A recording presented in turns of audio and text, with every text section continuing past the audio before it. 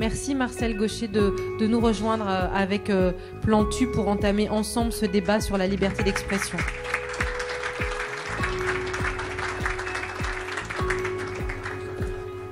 Alors, plutôt que de définir moi-même, et sans doute pas très bien, la liberté d'expression, je vais vous faire ce cadeau empoisonné de me tourner vers chacun d'entre vous. Si on peut planter le décor ou planter le débat, Jean, Marcel, de nous dire en quelques mots, pour les gens qui nous écoutent, qui vont partager la discussion avec nous ce matin, ce qu'est, selon vous, de façon très courte, vraiment pour lancer la discussion, ce qu'est la liberté d'expression. C'est simple, regardez ce dessin qui est sur ma tablette par exemple, où je fais ce dessin d'un barbu au moment où il y a une interdiction, il y a 10 ans, exactement il y a 10 ans, hein, on est en 2006, et il y a des fatwas lancés contre les dessinateurs danois qui avaient fait une page dans le journal de Copenhague qui s'appelait le Jyllands-Posten et qui s'appelle toujours le Jyllands-Posten, et il y avait une fatwa lancée contre les dessinateurs. Vous ne devez pas, c'est un sacrilège, vous ne devez pas faire le dessin du prophète. Qu'est-ce que je fais ? Je dessine, alors c'est ça la liberté d'expression, c'est je l'entends, je comprends qu'il y a des musulmans qui sont choqués, révoltés, alors je l'entends, je me dis tiens, comment je vais faire pour contourner l'interdit et libérer mon expression, et donc je dessine, je ne dois pas dessiner Mahomet, et sur le dessin je fais une main qui dessine les lettres, et les lettres qui se superposent font qu'au bout du compte il y a un petit barbu qui est là, on ne sait pas qui c'est, il ressemble beaucoup au connard là qui est en train de le vérifier du haut de son minaret, parce qu'on sent bien que c'est un gars qui ne va pas être là pour enfiler des perles et embrasser tout le monde sur la bouche, et donc l'interdit il est présent, mais on est dans l'humain, on est entre humains, et je critique les humains, et je critique les intolérants de côté humain, et ces lettres font qu'on ressemble à un barbu, et le barbu, les gens me disent ah mais il ressemble à Léonard de Vinci, je dis mais c'est parfait si vous voyez Léonard de Vinci, c'est ça, et c'est ça la liberté d'expression, c'est contourner les interdits et finalement exprimer quelque chose de libre. Moi j'adore ce dessin. Vous aviez eu la gentillesse de me l'apporter quand vous étiez venu sur le plateau du Grand Soir 3 au lendemain des attentats, et je l'ai dans mon bureau. Ce dessin, je le trouve absolument incroyable. Et pour vous dire à quel point un dessinateur, il est complètement un funambule, c'est qu'au moment où je fais mon dessin, j'étais à Atlanta aux États-Unis, et le rédacteur en chef me dit on attend beaucoup ton dessin, hein.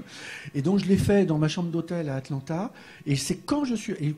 Moi, quand je fais mon dessin, je ne sais jamais, alors je le dis aux jeunes qui sont là, on ne sait jamais, comme vous, quand vous donnez une copie au prof, on ne sait jamais si on a vraiment réussi son truc, on n'est pas trop...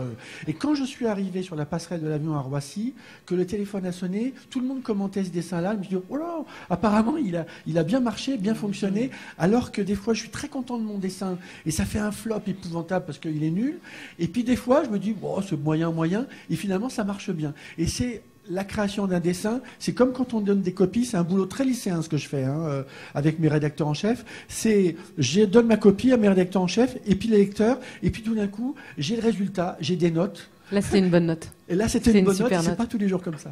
Marcel Gaucher, c'est ça la liberté d'expression, c'est de pouvoir dessiner. Je ne dois pas dessiner le prophète et que le prophète se matérialise malgré tout. Non, il se matérialise pas. J'ai fait un barbu, point. Ouais. Pardon. Le problème avec la liberté d'expression, c'est que c'est une notion faussement simple. À première vue, tout le monde sait ce que c'est. Dire ce qu'on veut. Bon, mais en fait, c'est très compliqué.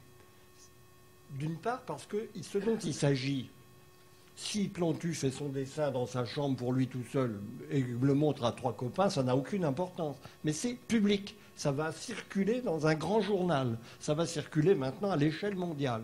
Et là, ça prend une toute autre dimension, dès que la chose est publique. C'est le premier point qui fait question. Ensuite, c'est tout à fait compliqué. Pourquoi ? Parce que il s'agit de protéger cette liberté, qui va tout de suite être contestée par d'autres.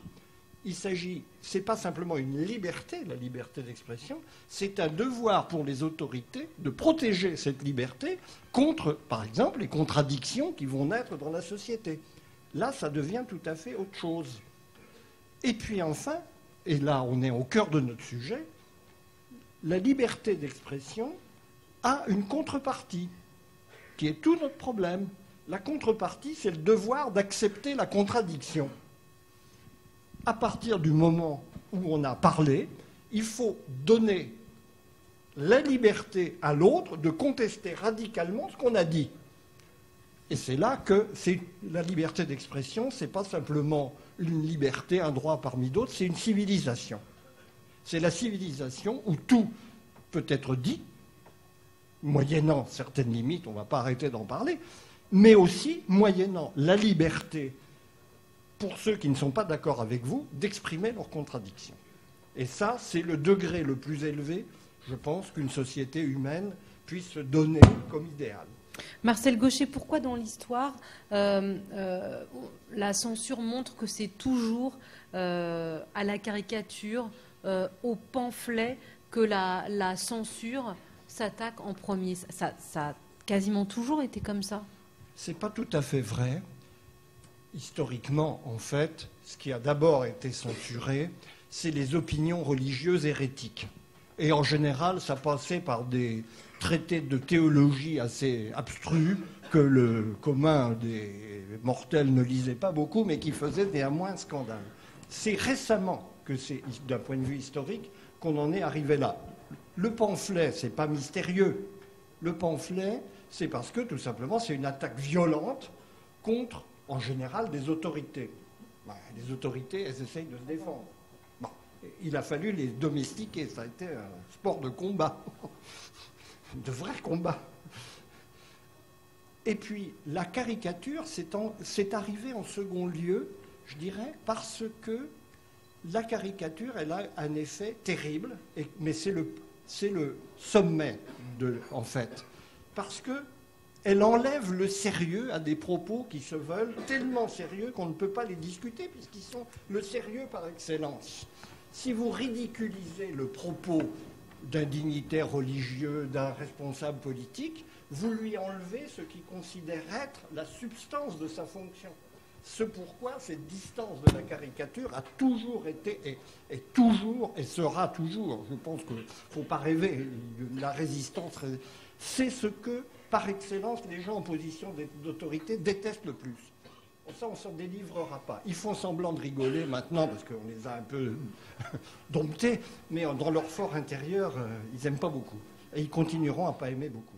Alors, vous disiez ce qui est détenteur de pouvoir n'aime pas être caricaturé, mais la religion et la politique, ou plutôt la religion au départ? En fait, on voit bien que au départ, c'est la religion. Mais la religion, c'est ce qui sous-tend le pouvoir politique. Nous sommes dans des sociétés où on a dissocié le pouvoir politique et la religion. Donc le sérieux pontifical, maintenant, il est celui de nos responsables politiques. Et justement, là, j'ai mélangé la religion et la politique hier, à propos des déclarations de Nadine Morano. Et là, je l'ai dessiné, Nadine chassée du paradis terrestre. Et puis il y a Sarko qui est dessiné en petit serpent. Elle se réfugie, elle est à poil. Et je me suis permis de la dessiner un peu à poil. Mais elle a la partie, il y a une partie qui est cachée derrière les buissons. Et donc elle se réfugie dans un petit arbre avec des petites mains et des petits bras Front National. Et puis, du coup, j'ai mélangé paradis terrestre, Sarko et Nadine Morano. Et puis, du coup, je me suis dit, quitte à l'insulter, j'ai dit pauvre pomme, parce que du coup, je pensais à la religion et à ce qu'on m'a appris quand j'étais petit, quand je faisais le catéchisme. Et puis, je me suis dit, j'ai pensé à la pomme. Et puis, pauvre pomme, c'est quand même mieux que de l'appeler salope ou je sais pas quoi. Je trouve que pauvre pomme, ça passe mieux. Et c'est plus proche de la religion. Et en fait, on fait et de la religion et de la politique dans les dessins. On peut tout se permettre dans un dessin. C'est là où on est le dieu de sa page et on peut tout se permettre. Et là, on parlera avec Marcel Gauchet de jusqu'où on peut aller. Et il y a des fois des choses qu'on s'interdit de faire. Alors, je vais peut-être se brûler les étapes, mais de toute façon, on a le temps de discuter, donc c'est pas grave. Mais la question me brûle les lèvres. Quand on a vu le dessin du barbu tout à l'heure, quand on sait l'enjeu qu'il y a autour de ça, quand on sait ce qui est arrivé à Charlie et que certains de vos confrères l'ont payé de leur vie, est-ce que Plantu, à chaque fois qu'on prend son stylo, parce que vous en parlez avec légèreté, est-ce qu'on se dit, peu importe, la liberté d'expression par-dessus tout, et au risque de mettre, moi, aujourd'hui, ma sécurité en danger, et au risque aussi d'heurter ce qui est le plus sérieux du plus sérieux de ce que disait Marcel Gauchet. Et j'entends aussi dans ce qu'il dit Marcel, ce qui est aussi sacré, c'est l'argument aussi qui est avancé par certains adversaires de la liberté d'expression, c'est de dire, bah, nous, c'est sacré. Est-ce qu'on pense à ça quand on dessine ? Je pense à tout ça de manière consciente ou inconsciente. Et quand je montre ce dessin du gars qui est ceux qui sont contre la charia, lever la main, et il y en a un qui lève la main et puis il n'a pas de main parce qu'on lui a coupé la main, eh ben, je me fous de savoir quelle est la religion. Je parle de l'intolérance religieuse. Et je le dis en passant, là je critique évidemment la charia dans certains lieux, en Soudan ou ailleurs, et je le précise en même temps. Je suis bien conscient que la majorité des musulmans de la planète sont tolérants. Mais là je parle de ceux, les crétins, les types dangereux, qui eux prônent l'intolérance et qui ne connaissent pas les droits de l'homme, et les droits des femmes et les droits des petites filles. Et donc ça c'est le boulot. Ou par exemple, ça c'est un dessin de El Chico Triste, et j'adore ce dessin où on voit un barbu, il est chez le psychanalyste, il dit qu'est-ce que vous voyez dans le dessin, vous savez comme on montre un dessin, et l'autre il dit il voit le prophète, parce que le connard il voit le prophète partout, et du coup même quand c'est pas le prophète, du coup il coupe la tête de son psychanalyste parce qu'on a affaire à des intolérants. Je ne parle pas du tout de religion, la plupart des gens qui croient, chrétiens, juifs, musulmans, ils sont des modérés. Il y a cette poignée de crétins qui nous attendent au coin de la rue et qui nous empêchent de disserter, de faire des débats librement. Marcel Gauchet, ce qu'on a vécu avec les attentats de Charlie, ce qui a surgi comme ça avec une barbarie qu'on croyait révolue, de dessiner des choses. Enfin, on pensait avoir gagné en modernité, je ne sais pas si c'est le mot, mais ça a ressurgi comme ça. C'est une confrontation ancestrale entre ce qu'on peut se permettre de caricaturer et puis la sanction qui tombe, qui se sont rejointes d'un coup, qui ont surgi en 2015 dans un arrondissement de Paris. L'histoire est toujours très présente. C'est pas l'histoire, c'est jamais un passé révolu. C'est toujours un passé susceptible de revivre dans le présent. Il faut, là aussi, c'est la bonne manière de comprendre les choses. Il se trouve, qui plus est, que là, cette situation devient la nôtre et complique toutes nos réflexions avec la mondialisation qui met côte à côte, dans la même société, chez vos voisins, avec les gens avec lesquels vous parlez tous les jours, des mondes à la fois culturels et historiques très éloignés, qui se télescopent, se rencontrent avec une difficulté inédite. C'est pourquoi on croyait toutes ces questions réglées par notre histoire à nous, mais elles nous rattrapent et nous obligent à les reformuler tout autrement à la lumière de cet écart qui est en même temps une sorte de chance de revisiter nos propres repères et peut-être de les relativiser au regard d'un enfermement dans le cercle de nos présupposés. Est-ce que vous êtes... tout le monde est admirateur de Plantu, même si je dis... beaucoup de monde. Sarko, il n'aime pas beaucoup. Non, mais là, on va dire dans la salle. Marine Le Pen, je ne suis pas sûr qu'elle soit... Non, mais en tout cas, de la prescience et de la façon en un trait de dire des choses très compliquées. Est-ce que ça aussi, Marcel, juste, ça vous touche de voir qu'en un dessin, Jean arrive à dire ce qu'on pourrait dire dans une conférence. Il est extraordinaire, le dessin du gars qui va chez son psy et qui coupe la tête du psychologue. C'est un dessin de El Chico Triste, oui, qui est un dessinateur catalan et qui fait partie de l'association. Et on se nourrit de leurs dessins et de leurs talents pour pouvoir, avec mon équipe Cartooning for Peace, on est dans les locaux du journal Le Monde et on fait connaître ces talents-là. Et quel plaisir. Là, on publie avec Claire, qui travaille avec nous, on publie dans Le Monde une page sur l'Arabie Saoudite. C'est pas simple. Et de faire travailler tous ces dessinateurs du monde musulman, on en a besoin et on est enrichi par leur talent et leur expérience et leur difficulté, des fois, à s'exprimer dans leur pays. Vous savez, le monde culturel, de ce point de vue, a deux piliers. Il y a l'art et la réflexion. Évidemment, l'avantage de l'art et le problème qu'il pose, c'est qu'il exprime sous une forme spontanée, concentrée, un monde de réflexion. Pour développer le sens d'un dessin comme ceux qu'on a vus, il faut des heures, et des heures d'élucubration compliquées. Et en même temps, on ne peut pas se passer de cette explicitation. D'ailleurs, j'avais profité de l'occasion de ce dessin pour faire une conférence à Plantu, qu'il a fait très bien d'ailleurs, pour nous expliquer comment on fait ce genre de dessin. Mais il faut les deux. Mais c'est bien vrai que les hommes de réflexion partent battus. Ils ont juste un avantage, c'est que moi je peux exprimer sur 200 pages de façon compliquée. Non, c'est souvent très limpide. Qui ne me vaudront jamais l'attention des barbus et des intolérants de tout poil, parce qu'ils lisent pas ce genre de truc, alors que le dessin, comme c'est la forme la plus immédiatement perceptible par tout le monde comprend. Même le pire abruti comprend un dessin. C'est quelque chose.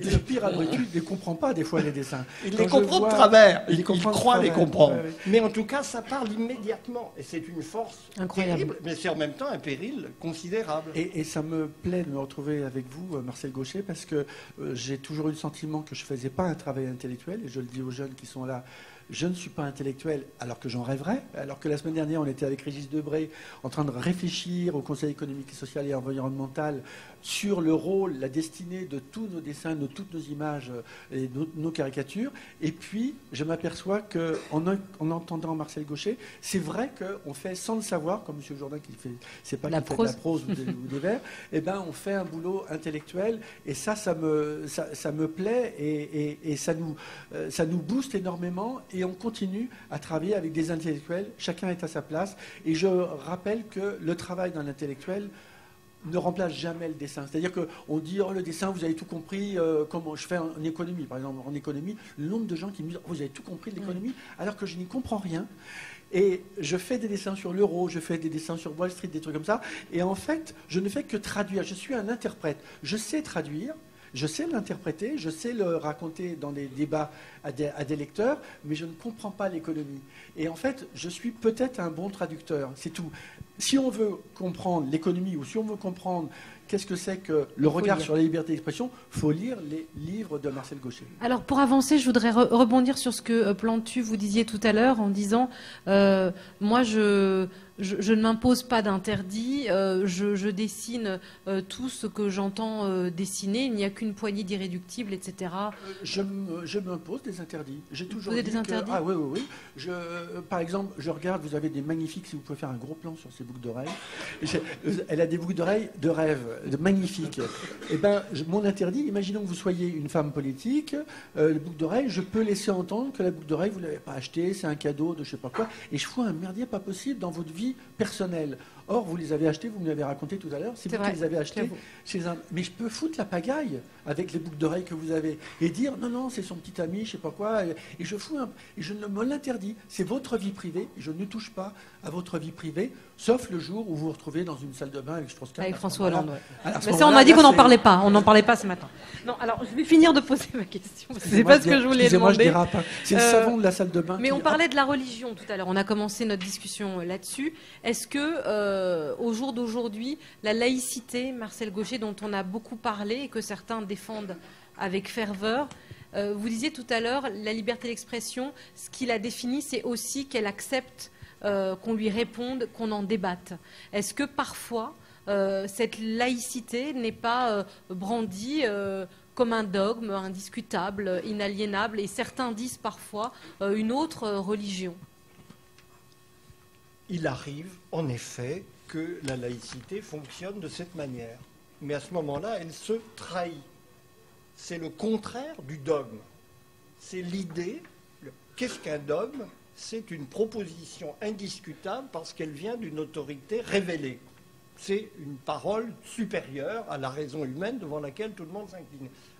La laïcité, son principe de base, c'est qu'il n'existe pas dans l'espace public. Après, les personnes, à titre personnel, sont parfaitement libres de penser qu'il existe de tels messages révélés devant lesquels la raison ne peut que s'incliner. Mais la laïcité, c'est l'idée toute simple qu'il y a un lieu, qui est celui de la coexistence publique, où nous écartons l'idée de faire fonctionner des dogmes. Mais il est vrai qu'il y a une dérive de la laïcité, parfois, vers un dogmatisme qui la contredit totalement. Mais vous savez, il n'y a pas une idée, si géniale et excellente soit-elle, qui ne soit susceptible d'être dénaturée par des mauvais usages. Les exemples sont nombreux. Et c'est le cas de la laïcité éventuellement. C'est pourquoi il faut absolument empêcher cette dérive dogmatique de la laïcité. Mais n'empêche que depuis... J'ai toujours fait des dessins sur la laïcité, liberté, égalité, fraternité. Et en fait, je me suis rendu compte que depuis les tragédies de janvier, je me suis rendu compte que j'avais encore beaucoup de choses à apprendre sur la laïcité. Et je fais bien la différence entre laïcard et laïcité. Laïcard, c'est le gars qui est persuadé que l'autre, il pense pas comme lui, c'est un connard. Moi, je crois que la laïcité, c'est quelque chose de merveilleux qui fait que dans les écoles, par exemple, j'arrête pas d'être dans les écoles. La semaine dernière, j'étais du côté de Clermont-Ferrand, à Saint-Saturnin. La semaine prochaine, je suis dans toutes les écoles de Bastia. Et en fait, on s'aperçoit qu'il y a des endroits dans les écoles où il y a des parents qui me disent qu'il y a des gamins qui sont... Et ils disent, non, je me mets pas à côté de toi, tu es impur. Et là, je me dis, ça veut dire que la laïcité n'a pas fait son boulot. Et donc, je me rends compte qu'on a un boulot extraordinaire de pédagogie, on le fait avec Chloé et de Isis qui font partie de l'équipe de Cartooning for Peace. On n'arrête pas d'être dans les écoles, de montrer des expositions en kakémono, dans les universités, dans les collèges, pour pouvoir essayer de montrer qu'est-ce que c'est que la laïcité, mais calmement. Et en disant les religions, très bien, et on respecte, mais à la fois la laïcité, elle dit quelque chose qui est respectons ensemble votre croyance, mais sachez une chose, liberté, égalité, fraternité, c'est quand même quelque chose de très important, et parlez-en dans les écoles. Et on s'aperçoit que des fois, dans les écoles, on n'en parle pas assez. Il y a, Marcel Gauchet, une éducation, si tant est que ça ait un sens, à la laïcité à faire, ou est-ce que, parce qu'on se rend bien compte que tout le monde, politique, philosophe, ont du mal parfois à définir clairement au regard des enjeux. Aujourd'hui, il y a même parfois de la frilosité, des choses qu'on n'ose plus dire. Est-ce qu'il faut, oui, éduquer à la laïcité les plus jeunes? Je dirais d'une certaine façon que toute l'éducation, sur le fond, est une éducation à la laïcité. C'est-à-dire, on apprend quelque chose que pour apprendre le mouvement par lequel on construit des connaissances et des idées respectables. Donc, en ce sens-là, tout l'enseignement devrait aller vers la laïcité quand il est bien fait. La vérité, c'est que l'exemple que donnait pour le Plantu est excellent. C'est une idée subtile, la laïcité. Ce n'est pas simplement un principe qu'on assène comme ça, qui suffirait une fois pour toutes. Je reprends l'exemple du gamin qui dit « je ne veux pas m'asseoir à côté d'un autre parce qu'il est impur ». On ne lui interdit pas de penser par devers lui, privément, en fonction de ses convictions religieuses, que l'autre est impur. On lui demande, mais c'est une exigence très difficile, d'admettre qu'à côté de cette sphère de sa conviction personnelle, il y a une autre sphère où il doit accepter de mettre entre parenthèses cette conviction qui est la sienne pour coexister avec ses camarades dans un espace où ce problème-là est mis de côté. C'est pour ça que les hommes politiques, en effet, et souvent les enseignants, ont beaucoup de mal à faire comprendre ce que c'est que la laïcité, parce que c'est une sorte d'ascèse par devers soi. En fait, disons les choses, historiquement, en France, la laïcité, elle s'est imposée d'une manière assez facile. C'était le combat de la République contre l'Église catholique. Et en fait, derrière l'idée de tolérance, il faut le dire, chez beaucoup de laïcs français, il y avait l'idée d'éradiquer les religions.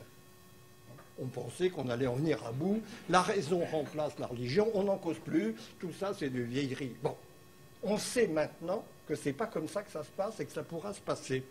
Les religions sont là, il faut faire avec. La question c'est de trouver ce domaine intermédiaire où nous acceptons de mettre entre parenthèses nos convictions pour coexister dans un espace où ces convictions ne sont pas la source de conflits et où nous acceptons vis-à-vis de quelque conviction que ce soit, qu'elles soient remises en question dans le débat public. C'est quelque chose qui demande un effort sur chacun de nous, à tout moment en fait. Spontanément, nous sommes intolérants. Sans même nous en rendre compte. Nous pensons que telle manière de penser est absolument invraisemblable, abracadabrante, qu'il faut balayer tout ça, qu'il faut faire taire les gens qui les portent. C'est c'est une vraie éducation, à la fois par l'école, parce que je pense que la connaissance en général est la bonne manière d'entrer dans cette idée de tolérance vraie, mais c'est une éducation pour la société. Et alors, au passage, un mot, il ne faudrait surtout pas qu'on dise que tout se passe à l'école et que dans la société, on fait n'importe quoi.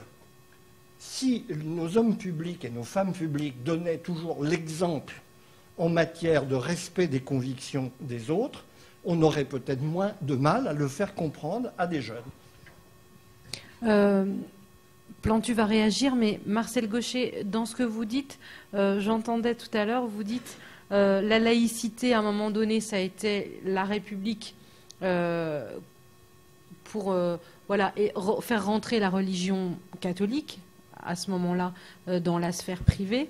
Est-ce qu'aujourd'hui, le combat, certains le disent, c'est que la laïcité est confrontée à une autre religion et que certains de ces pratiquants ou de la vision qu'ils en ont doivent eux aussi faire ce travail qui a été à la fois volontaire et imposé de garder une certaine pratique de la religion musulmane dans la sphère privée, une cohabitation nouvelle qui doit être trouvée avec une certaine forme de la pratique de cette religion et de sa vision de la chose publique et de la laïcité. Est-ce que c'est ça qu'il faut faire aujourd'hui? C'est ce qui est en train de se passer, mais ça ne concerne pas que nous. Prenons l'exemple d'un pays qui s'efforce difficilement d'aller vers la démocratie à l'issue d'une révolution, la Tunisie. Ce problème-là est le problème de tous les jours. Il se pose dans l'enseignement, il se pose à l'université, il se pose dans la politique, il se pose quand on a voulu rédiger une constitution. Est-ce que dans une constitution démocratique, on impose une croyance religieuse? Après tout, c'est une question, parce qu'on peut dire la culture de la Tunisie est une culture musulmane, donc pourquoi pas mettre la religion musulmane dans la constitution? Ben, voilà le genre de débat auquel la marche du monde arabe qui nous est proche vers la démocratie les confronte. Donc ce n'est pas une question française. Et il ne faut surtout pas s'enfermer dans cet espace franco-français. Nous avons notre histoire particulière, nos réflexes, notre héritage. Mais le problème, il est beaucoup plus général. Et il faut le penser en général, pas simplement à notre petite échelle à nous, et en tombant dans le piège, d'ailleurs, qui nous est tendu par un certain nombre de fanatiques qui nous disent « Ah mais oui, mais ça c'est vous Français, vous êtes comme ça, d'accord ?» Mais en règle générale, c'est pas pareil. Non, le problème, il est général. Il se pose au premier chef dans les pays qui sont en marche vers la démocratie dans le monde arabe. Un exemple avec ce dessin qui est sur la tablette où on est à Beyrouth et Stavro, qui est un dessinateur libanais, fait le portrait du prophète, le portrait de Nasrallah. Nasrallah est le leader du Hezbollah au Liban. Et Nasrallah avait pris l'habitude, il y a encore quelques temps, de téléphoner à ce dessinateur en disant « Je descends du prophète, tu n'as pas le droit de me dessiner. » Or, ce dessinateur courageux, on est à Beyrouth, il dit à Nasrallah, il dit « Je ne sais pas si tu descends du prophète, ce n'est pas mon problème, tu fais de la politique, moi je fais mes dessins. » Donc à la fois, il y a le rôle du dessinateur politique, il y a la politique et il y a la religion. Si on mélange le tout, il y a un problème. Il fait de la politique, Nasrallah, ce dessinateur, Stavro, a le courage de le faire. Et même, je peux même vous dire que quand, à un moment, il y avait de telles pressions, que quand Nasrallah n'arrêtait pas de lui téléphoner, et bien quand la femme de Stavro voyait s'en aller son mari pour aller au journal à Dabour, qui s'appelle Adabour à Beyrouth, elle le voyait mettre la clé dans la serrure de sa voiture, et des fois, elle le regardait par la fenêtre, elle ne savait pas si la voiture n'allait pas exploser. Donc, le mot résistance qu'on apprend dans les écoles, la Deuxième Guerre mondiale, la résistance, c'est un truc de tous les jours pour certains dessinateurs ou certains journalistes qui sont des résistants de tous les jours, avec un courage qu'on n'imagine pas, pour essayer tout simplement d'exprimer quoi? Leur liberté de penser. Mais Plantu, vous parliez tout à l'heure du Ilan Poston qui avait fait les caricatures du prophète et qui avait eu les manifestations, les agressions, etc.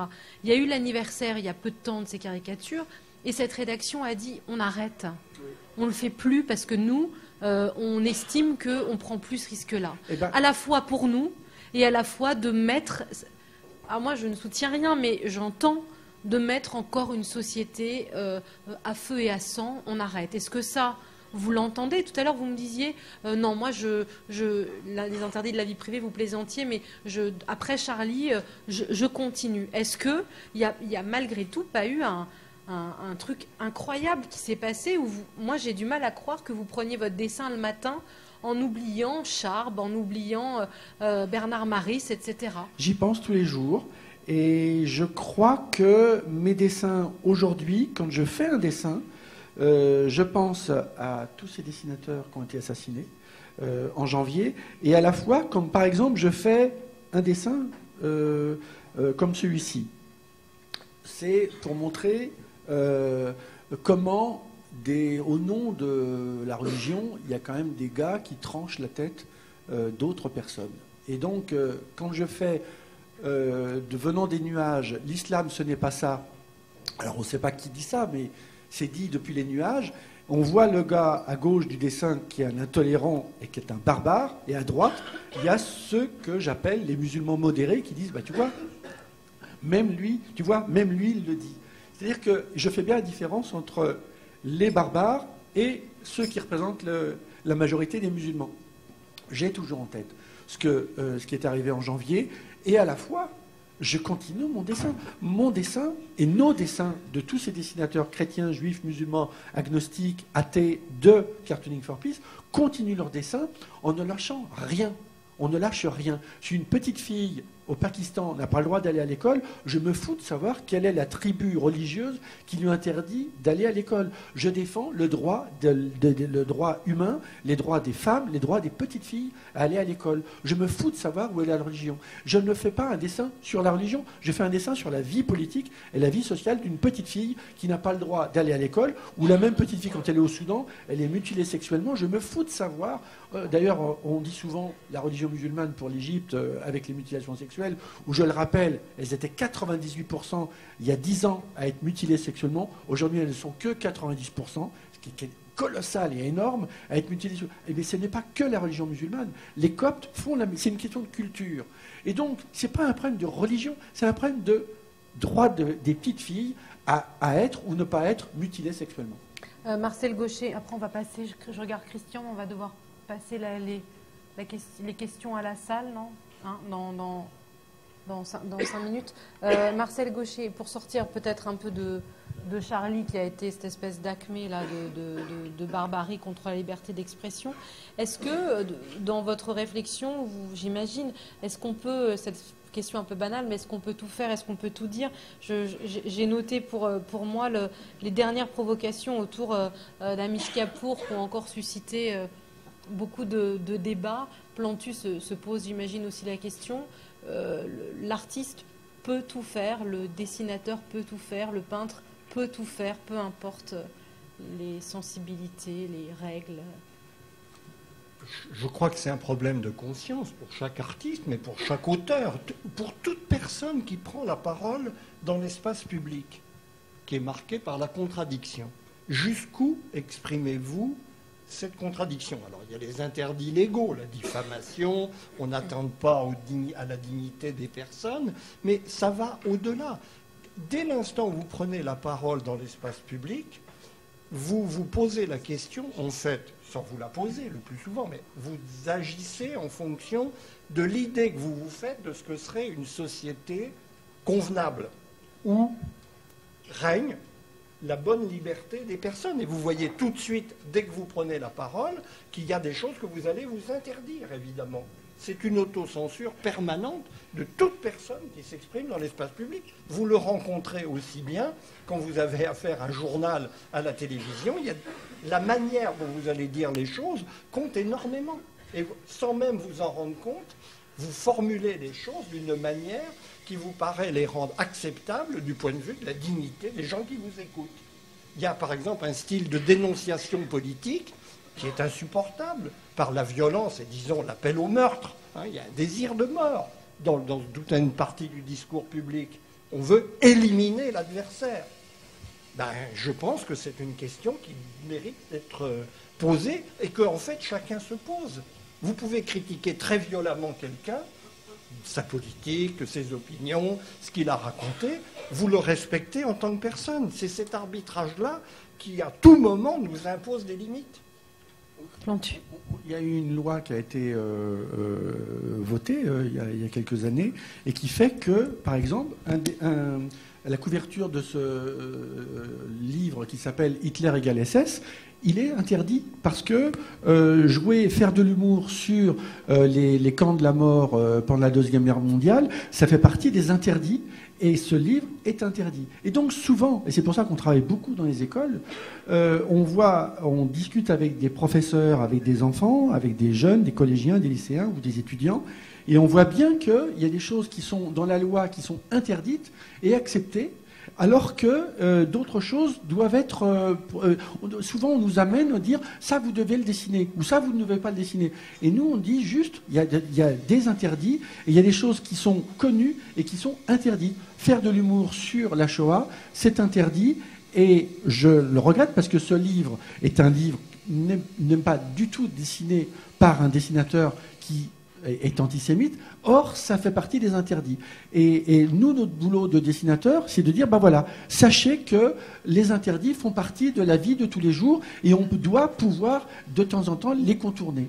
Et notre travail à nous, c'est de dire, nous sommes tout à fait conscients que quand les mêmes nous disent « Ah oui, mais la Shoah, c'est interdit de rire », et moi je pense qu'il faut faire très attention, parce qu'à partir du moment où beaucoup de Juifs le vivent comme un drame, je pense qu'il faut l'entendre, et à ce moment-là, on peut comprendre. Mais ce n'est pas à la justice de dire à un livre, à un dessinateur « Je vous interdis ce livre », c'est à la conscience de chacun, comme disait Marcel Gauchet, de dire, à partir du moment où je sais que ça va humilier inutilement telle ou telle partie de la population, à moi de savoir ce que je dois dessiner ou ne dois pas dessiner. Et nous, en tant que dessinateurs de presse à Cartooning for Peace, on s'adresse à tous les dessinateurs en disant, vous comme Luz, qui est dessinateur à Charlie Hebdo jusqu'à cette semaine, et qui quitte Charlie Hebdo, il voulait dessiner le prophète il y a encore quelques temps, et je respecte son vœu de dessiner le prophète. Moi, j'ai une autre approche différente, mais je respecte sa proposition. Et quand il dit « je décide d'arrêter de dessiner le prophète », c'est son problème à lui, comme le Gillian Posten qui présente ses excuses. Nous, dessinateurs de presse, de Cartooning for Peace, on ne veut pas se mettre en situation de présenter nos excuses, parce que nous, on sait jusqu'où on veut aller et jusqu'où on ne veut pas aller, pour éviter de se retrouver un jour à dire « Ah, j'ai fait ça, bah, je regrette ». Mais non, on ne veut pas regretter, on veut aller jusqu'au bout de notre proposition graphique pour rester côté tout le monde et toutes les intolérances humaines sur la planète. La religion, tout ce qui est au-dessus des nuages, on verra plus tard. Marcel Gauchet, on va passer la parole à la salle. Quand les caricaturistes du Gillian Posten décident de ne plus commémorer cet anniversaire des manifestations violentes contre les dessins du prophète, quand Luz, pour des raisons éminemment respectables, au regard de ce qui s'est passé, décide de ne plus également dessiner ce prophète, est-ce que vous diriez tout à l'heure, vous aviez commencé en disant ça tout à l'heure, est-ce que vous diriez que la liberté d'expression recule, ou est-ce que c'est juste une appréhension des sensibilités des uns et des autres? Je crois que la liberté d'expression est en péril et que rien n'est établi en cette matière. Au fond, on peut dire qu'il y a eu deux époques dans ce problème. La première époque, c'est la lutte contre les pouvoirs. Ça, c'est la lutte historique des caricaturistes contre les autorités qui prétendaient limiter ou voire interdire purement et simplement tout ce qui portait atteinte au pouvoir, à l'autorité publique, disons, et aux grandes autorités sociales. Maintenant, nous avons affaire à un autre problème qui rend les choses beaucoup plus compliquées, en fait, à gérer. C'est une intolérance qui vient moins des pouvoirs qui ont été en gros neutralisés que de la société elle-même, que de parties de la société qui considèrent, de groupes qui considèrent que telle ou telle expression est attentatoire à leur identité, à leur dignité, à leur conviction. Et ça, c'est ce qui rend la chose beaucoup plus délicate, parce que à partir du moment où vous êtes dans l'espace public, vous vous adressez aussi à ces gens-là. Et il y a à la fois un problème de conscience considérable pour chacun dans la mesure de... C'est ce que dans la vie quotidienne on appelle le tact. Nous nous adressons aux autres d'une manière qui essaye de ne pas les blesser. Eh bien, ça existe aussi dans l'espace public. On parle d'opinion, on parle de conviction de fond. On n'essaye pas de s'attaquer à des personnes. Et puis, par ailleurs, et ça c'est là où j'ai des craintes vraies, pour la liberté d'expression, c'est qu'il n'est pas sûr que les autorités publiques aujourd'hui soient en mesure de protéger vraiment, pour des tas de raisons, on ne va pas les développer là, la liberté de gens fragiles, par définition. Parce qu'un dessinateur, c'est une individualité, parce qu'il ne représente pas une autorité sociale. Et là, j'ai des craintes vraies. Je tends à penser que nous avons à réarmer notre manière de repenser la protection due à cette liberté d'expression dans nos sociétés. Et c'est la raison pour laquelle... On passe la parole à Darline. C'est la raison pour laquelle, quand j'essaye toujours de continuer à faire ce que j'ai à dessiner sur les intolérances d'une manière générale, la vie politique bien entendu, ça c'est le boulot de base du dessinateur de presse, mais les intolérances religieuses qui sont toujours, je le répète, une poignée. Et c'est pour ça que je tiens ce dessin. Vivre, ce n'est pas attendre que l'orage passe. Vivre, c'est apprendre à danser sous la pluie. C'est une citation de Sénèque. Et j'adore pouvoir mettre ensemble les religieux, tous les trois ensemble, parce que souvent, on pense qu'un dessinateur, ah oui, mais vous avez critiqué la religion. Non, on veut critiquer les intolérances et à la fois dire qu'on peut danser sous la pluie, qu'on soit imam, prêtre ou archevêque ou aussi rabbin. Et ce dernier dessin sur Israël et Palestine, peut-on croire un jour à la paix? Eh bien, ce dessin, il reprend un proverbe du monde arabe qui dit « Les balançoires les plus solides sont celles qui sont accrochées aux étoiles ». C'est un proverbe arabe. Et en fait, dans ces cas-là, on peut réunir dans un seul dessin à la fois et les Palestiniens et les Israéliens, les Juifs et les musulmans. Il est magnifique.